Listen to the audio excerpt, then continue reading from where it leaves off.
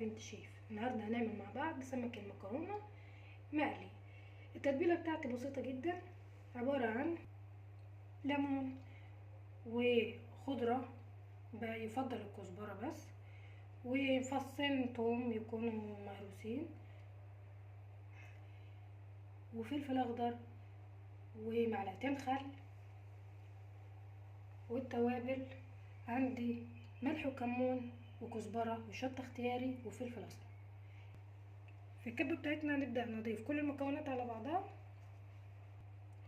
هنضيف الخل، هنضيف التوابل،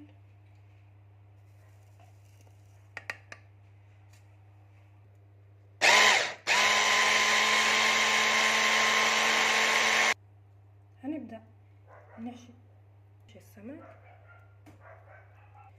بتحط حاجه بسيطه للحشو كده بتكون ديت افضل طريقه للحشو السمك واسهل طريقه بعيدا عن اي افتكاسات تانية.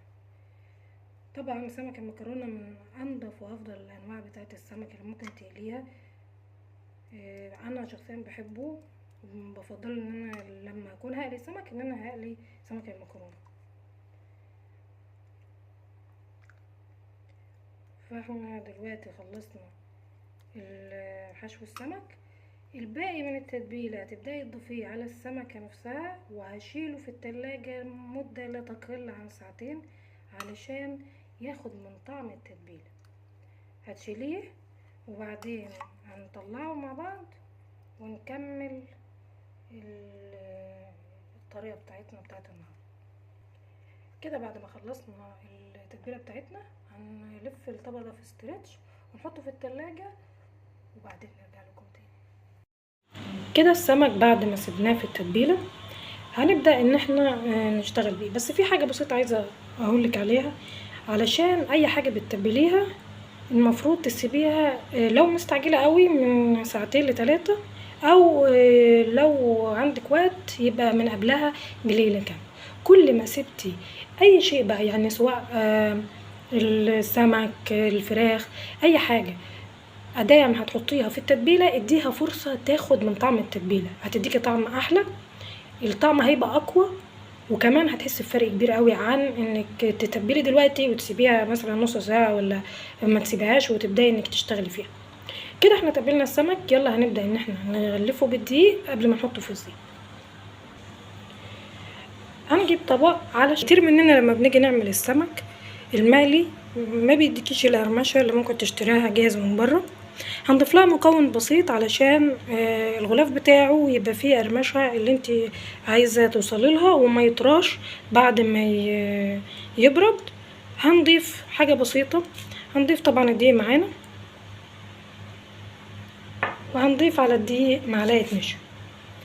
معلقه النشا دي هتخلي السمك مقرمش وهتخليه الغلاف بتاعه ما يطراش حتى لما يبرد معاكي. يعني ممكن احنا اول ما بنقليه بيديكي قرمشه بسيطه كده او بيديكي قرمشه، ولو سبتيه شويه بتلاقي القرمشه راحت وانه بدا بقى طري خلاص معاكي وما بقاش زي الاول.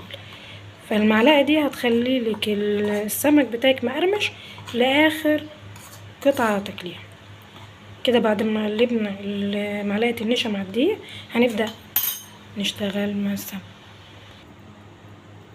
هنبدأ نغلف السمك كده، تتأكدي ان كل جزء فيها ان هو بدأ يتغلف.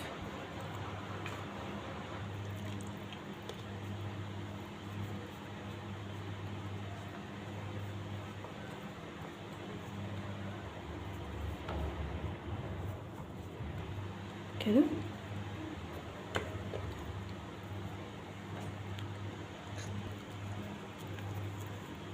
وانت بتعمليه كده بتطبطبي كده، اللي هو تبقي متأكدة ان هو اتغلف كويس علشان ما يتوعش كل ده منك مرة واحدة وتلاقي ان السمك معلهوش غلاف ولا عليه طبق ولا عليه حاجة.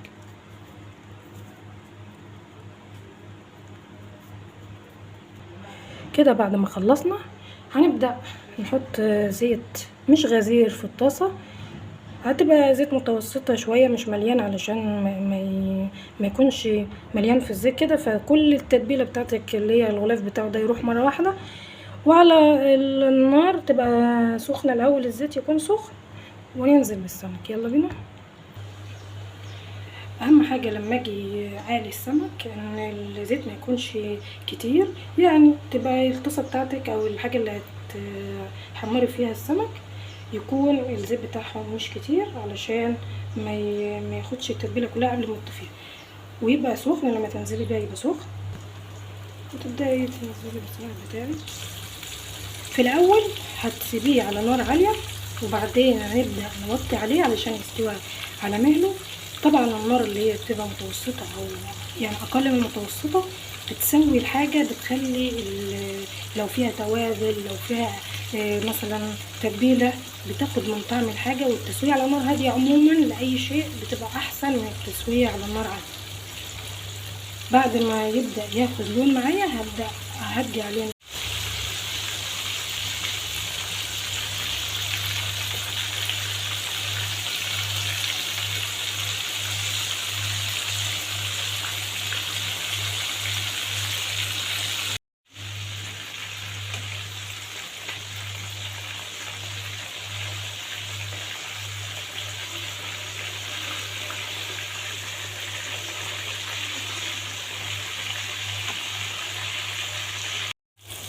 اهم حاجه وانت بتقلي ما تستنيش لما ياخد درجه اللون من يمه واحده قوي وبعد كده تبداي تقلبي. لا، انا ياخد بس درجه بسيطه وبعدين اقلبه، وبعدين شويه ارجع اقلبه تاني علشان يتسوى الجنبين بنفس اللون ونفس القرمشه.